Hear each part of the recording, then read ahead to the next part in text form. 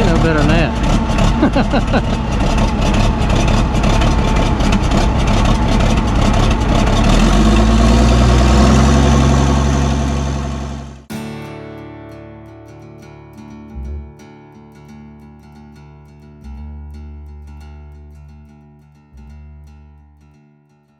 Now, what year is this? You said 1969? Both of them are.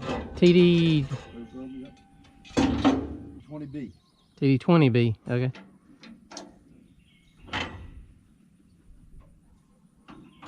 There you go. Don't get no better than that.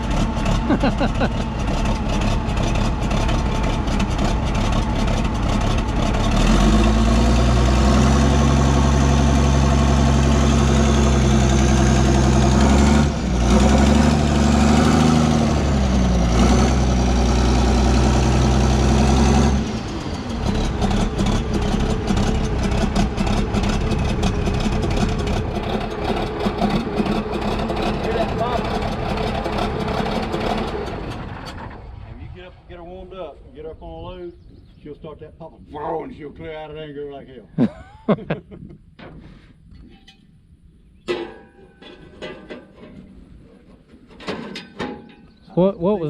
What's the weight on this? This tractor weighs pretty damn close to 50,000 pounds the way I got it equipped. Okay. It's a long track tractor. The stock model of this tractor comes with 6 rollers. Six rollers. Got 7 rollers on the bottom called a long track. Okay. And then I got that big winch on the back of it. That tractor over there is about 32,000 over there what it weighs. Now you had on the other side you had the extended platform for the. Oh, I had where I moved all this over here. Yeah, and had that where you could operate.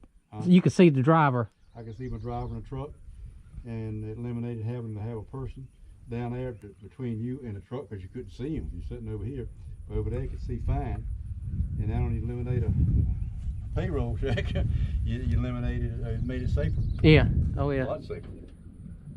Because I've walked that job right down there many a time, and then at nighttime you got a roll of dirt usually on the side of the road, and you're walking 1 foot just like you're getting down a road with an old mule plowing, just like that all day long. Yeah. Me and my legs when I got home at night, they'd kill me. Oh yeah. And then next day the same thing, and then I said something got to be better than this, and so I went down and bought a plastic boat seat, a little boat seat. Old cheap seat, about 15, 20 bucks in. Yeah. Like you see people having little fishing boats. And I mounted that on the side, and I could sit there and ride then. I said, man, this is a big improvement. And then until one winter there, that rock, believe it or not, it's got moisture in it, it'll freeze together. And a clump about that big come in that truck and knocked the crap out of me. And I said, something got to be better than this. And what really got me to fix this thing up here on the side, I had an older gentleman there that was retired from working for a construction company, and he used to drive this for me. And one day we were in Halifax County working, and next thing he was standing on the track, next thing he folded over the hood, and I knew he was a diabetic. Yeah. And anyway, he didn't. I said, "Oh boy, don't die on my job, please don't die here," you know. Yeah. And so anyway, I been thinking about the thing, and after that particular incident, got over going long winter time was here, and all the work was caught up, nothing to do for 2 months. So that's when I went downtown to a machine shop in Wilson, and we sit there. It took us a whole week. We built that whole thing right there. And believe it or not, by the time it got finished, it turned out so darn good. Never had to change a thing. Nothing. Because all these here were different. These had like rainbow shifters on. They were other rods, and they unbolt right here where I cut these in two and 60 yeah. up. They come in and they just arched over just like this. Because all this is hydraulic steer. You steer this tractor with your little finger.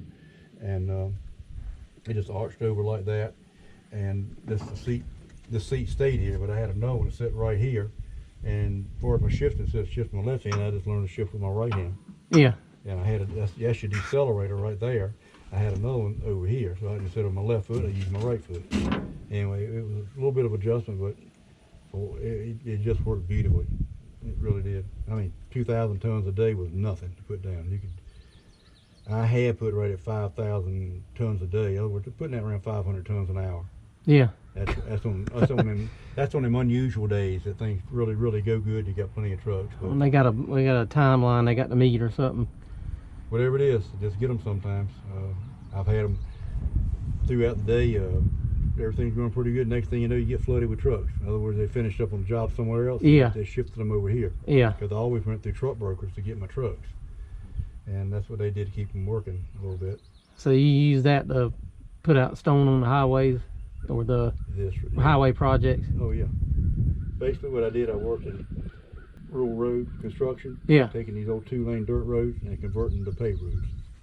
What I worked in. And you go down the road and what they do to go greater, you get your road bed built, then what you call channel it out. You actually put like a windrow of dirt down each side, and it's about 21 foot of rock in between the furrows inside, and you put that rock down. You put down this half road, and you go back and put that side down. And then when they come back and actually pave the road, you get 21 foot of rock, but you only have 20 foot of pavement the way it works. Yeah. The way it works out. Started one morning about 7:30, 2 o'clock, and I put down 3,500 tons. And I took my lunch with me that day. Most days I always did. I never left. Once I got to the job site, I never left till everything was battened down and, to go home. But I remember I was sitting up here, what I got right here, I got a piece of plywood I made a desk out of right here. And I'm sitting over here now, and I got a desk right here. I keep my calculator, my tickets to keep up with my work and stuff. I had my lunch sitting up here, and I absolutely would take a bite of my sandwich. There was another truck in there. I was biting that and getting that down, and then that truck left, and I took another bite of my sandwich, and another one was backing in there. I mean, that's how many trucks we had. I was cycling a truck about every 2.5, 3 minutes. Yeah. 25 tons in 25 seconds. So I could put it down 9 inches loose, and that's what it worked out to, about a ton a second. Yeah. You put it down. It took longer to get in and get out of there than it did to actually put the rock down. Yeah. Get lined up. Mm-hmm. But and then one time I put rock down in Clinton, North Carolina, for an industrial site. That road they wanted 28 foot wide, 12 inches thick in rock. Yeah. So I had to put it down. I know they wanted 14 inches loose. That's what it was. I had loose dirt, whatever they compacted it to. About 25% of that compaction. I put it down 14 inches deep. I remember a 25-ton truckload went 25 feet. That's getting rock truck. Not with what stone, what, $33 or something like that a ton now? Oh my God, it's out of sight. When I first started putting down crush and run, I mean, I was a young fella, I can remember buying it from, used to be Nello Tier up in Sims. Yeah. I think it's Hanson now, but I bought a mini a ton for $1.35 a ton. That's how long I've been around. Man. Yeah. I think when I finished, it was in the low 20s per ton I had to pay. Yeah. On the road. So. Now that one there's got the 407 in it. What is this here? That's 429. 429. Mm-hmm. And this tractor don't have 2,500 hours on it because I put that in new. Yeah. 2,333 and 2/10 hours. Yeah. On the motor. I mean, the motor was taken to North Carolina Equipment Company. I left it with them. I said I want no nut, bolt, screw unturned. I mean, they stripped that block down to nothing. And we built everything back brand new. Yeah. Rebuilt it right down to rebuilding the generator on it, the turbocharger, everything was just done back brand new. Went through the injectors, all that stuff. And then the transmission, I got a friend of mine named Shelton Hobson up in, he lives in Bun Level. You ever heard of Bun Level? Yeah. And he rebuilt the tree. He used to do a lot of work for me, but just one person, he couldn't do it so much. He had some people he's working for that way. I got him when I could. Anyway, I just called him one day out of blue and said, this transmission is 20, ain't working. Any way you can rebuild it? He said, give me a few days. I did. And he told me, bring it up to the fellow named Baxter Lee, had a construction business in Anger. Yeah. And he worked for him. And we got the clearance to build it in his shop. And so over 2 nights, I got all the parts together. Over 2 nights, we rebuilt this transmission sitting right in that floor up there. He was exceptional. He just wasn't a mechanic. The guy was a diagnoser. He just didn't throw parts at it. He could sit there and look at something and analyze it, and this will work or that won't work. And I put the transmission in there, and I never had a lick of trouble. And hooks up good, pulls good. So, but anyway, like I said, I've rebuilt. I've had this tractor so far apart. I got pictures of it. You could walk in the front end right on out the back. Yeah. Rebuild it. It's just old, looks bad, but as far as mechanics, I'm thinking it's pretty damn good.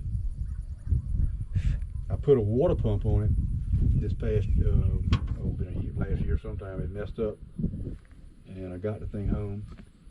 And the way the water pump works on this thing, it's actually separate from the motor, and it sits way over here on the right hand side, and you got a belt running over there to it. Yeah.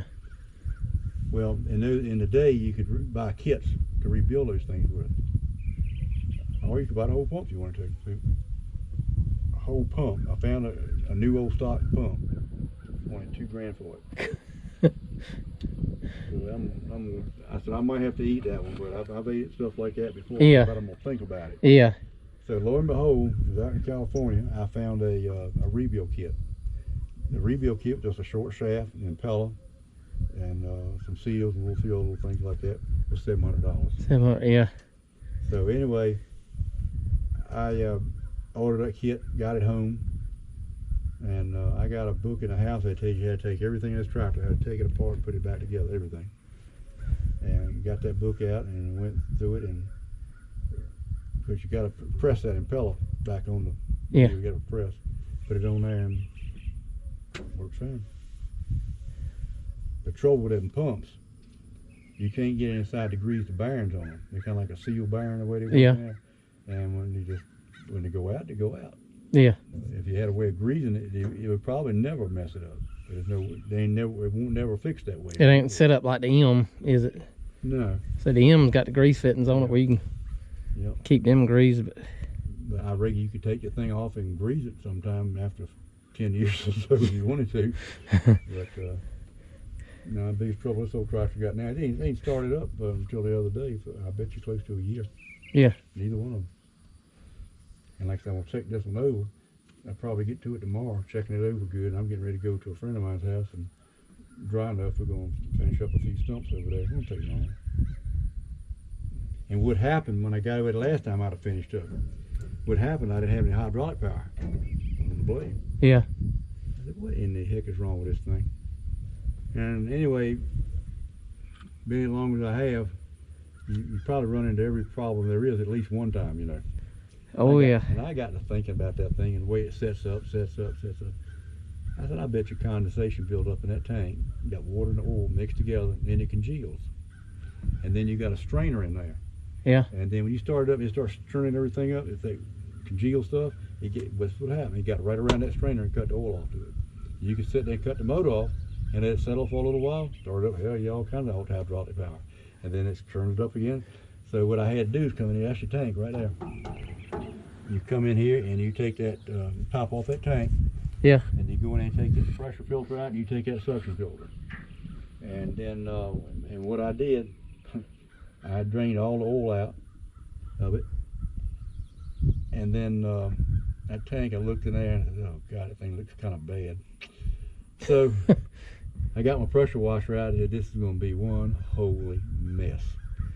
So I got in there, sitting right there in the shop, and I got in there with that pressure washer, and my gosh, stuff went everywhere in the world. I cleaned that tank out. Y'all see me. I knew what was going to happen. So I put some glasses on so we get my eye safety glasses, and I cleaned that tank out good. You couldn't find a speck of that oil in there. Yeah. I mean, I cleaned it. And I said, it got out of there and got on me and everything else. But anyway, I got it clean. And I put the plug in back of the tank, and cleaned the filters out good. I mean, the pressure filter, put a new pressure filter in it. As far as the suction filter, that's metal. And it's got so many microns, the openings on and stuff. Anyway, I cleaned it up. And that's the way to do that. Got it cleaned up, put everything back together. And back to working, yeah. Mm-hmm. It was just starving for oil, what it was doing. I thought it was I knew it wasn't a cavitation, because usually a cavitation is when the pump's getting oil and it ain't getting oil. It's kind of like that. Yeah. You know? And that's the oil's kind of low in your tank and stuff. It won't do that. It just do crap. It won't do nothing. There's no power whatsoever. But I had drove this old tractor many a mile. And you see, I had new grouser pads put on when I had the tractor put on. Yeah. All that stuff. Whole undercarriage was new. As far as the wear on it. I had it a while, but it was new. Yeah. The only thing I can tell you is wrong with the tractor, you might have a problem with it. If somebody wanted the thing, of course I can tell you where to find some parts. I ain't saying what you have to pay for them, but I can get you some parts.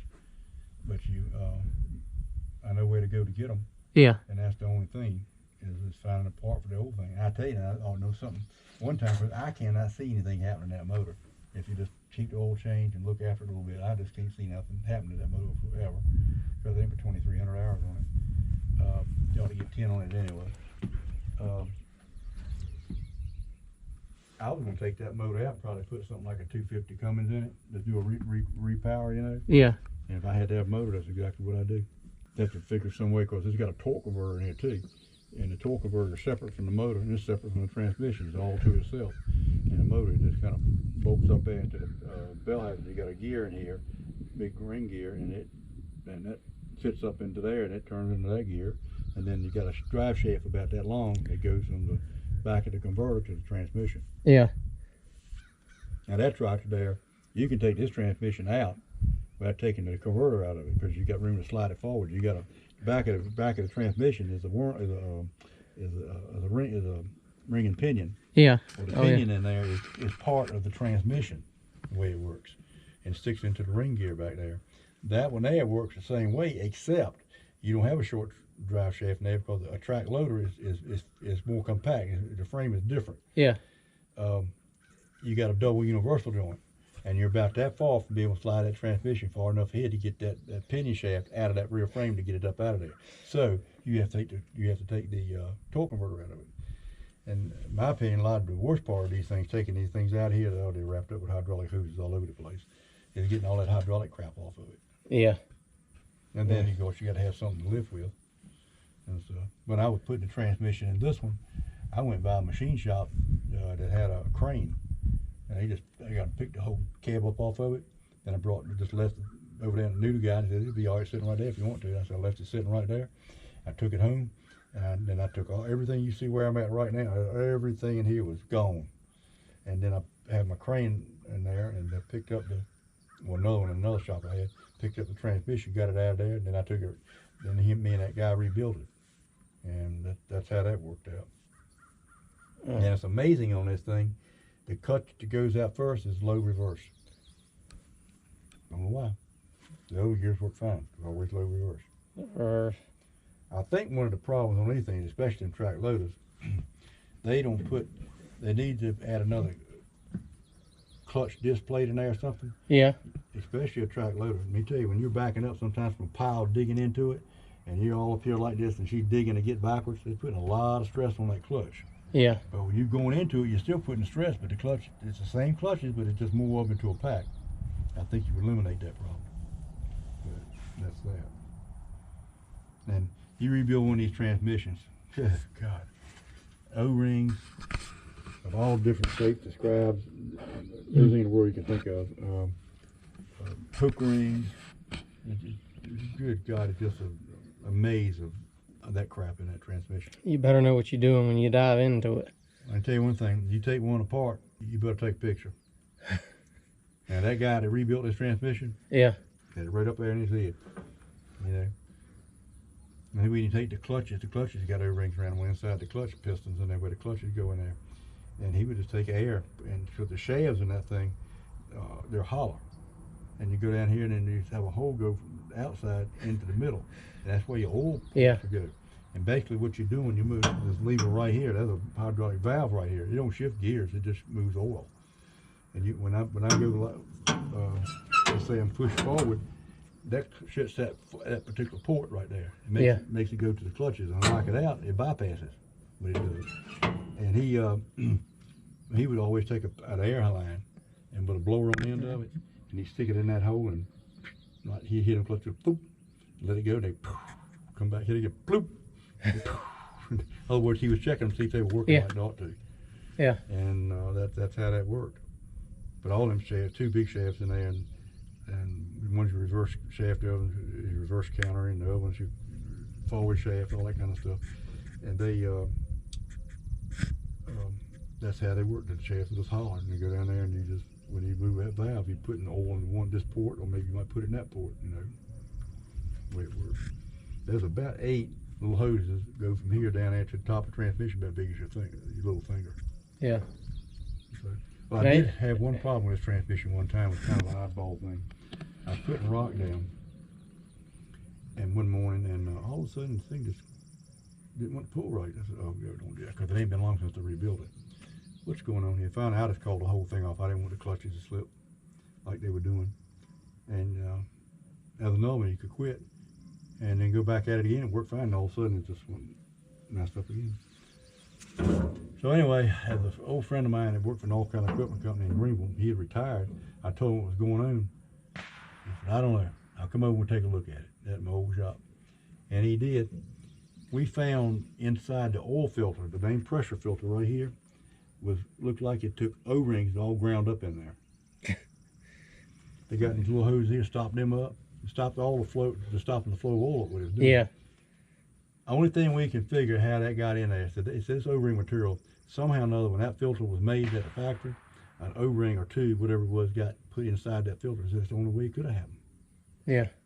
Because there's no way you can make a mistake and get some in there yourself, unless you just pick the thing up like this and throw them in there, you know what I mean? Yeah. And that didn't happen.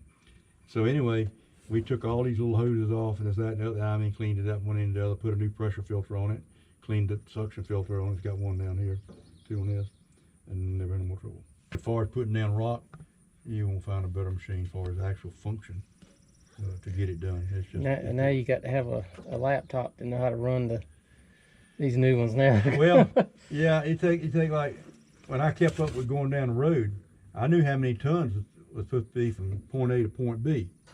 And what I would do, and I had my road marked. I'd go in there for to start the work, and I'd put flags up every 200 feet and mark it on the station number. And as I go down the road, I knew my total length of my road. I knew how many pounds I was supposed to put per foot. And I'd compare it to my flags on the side, but I did it with my little calculator, and you know, pretty much. Nowadays, let me tell you what I had planned on doing one time. I was going to build another whole complete spreader. And I was going to get a big tractor like this one, and I was going to have a cab on it. It's going to be air sitting on the side. It's going to be air conditioned and the whole 9 yards, and have it fixed where for sometimes you're waiting for trucks, had a seat would flip back and take me a nap, and all this kind of good stuff. Still took my naps. And matter of fact, I've been woke up quite a few times. And I was sitting there one time, I was sitting over here, and all the truck was sitting there, and the truck was already in the chute, ready to dump. And the guy said, Bill, wait up. Yeah. Like, oh, yeah. So anyway, I put that out and got that done. But I was going to build another whole complete machine, and I was going to have about 300,000 in it. And but it was going to be GPS. All I had to do was punch in the length of the road, put my information in the machine, and whenever I stop, hit another button, it'll tell me how many tons if I was putting that the correct amount or not. Anyway, that 300,000 I think stopped it. Yeah. Yeah. That's a lot of. Of course, you know the way this thing worked, I never owed no money on this thing much, and I mean, especially when I started working with the state, and I didn't have to worry about no payments, and something like that, 300,000, I'd gone to my money right good, you know. And you're working for somebody like that, you take the government. The last job I did, I was 65 years old when I was in Pender County, and I knew I was going to retire. I was just ready to pack it in, but I was, you know, another job come along, I bid it, you know, get it done. And I figured at the end of the year, once the season got over, I quit anyway. But lo and behold, I did that one in Pender County. I can remember it just as good. Got down to the dead end road, got to the end of the road, just like drawing on a line. I mean, I fit the rock figure so close. When it was just like a straight line. I dropped that rock off right there, with a single rock less, with a single rock more. It was right on the money. And I don't know why I got down in the road, and I stopped and looked up in front of everything, just thinking. I said, you know what? I think that's it. And damn if it won't. And then we put out another rock. I was, and they kind of retired me too, because they got away from putting down that rock on these secondary roads. I never heard them worry about it. Yeah. But I'm like Forrest Gump. I think that's about it. And it was. And so I come on home, and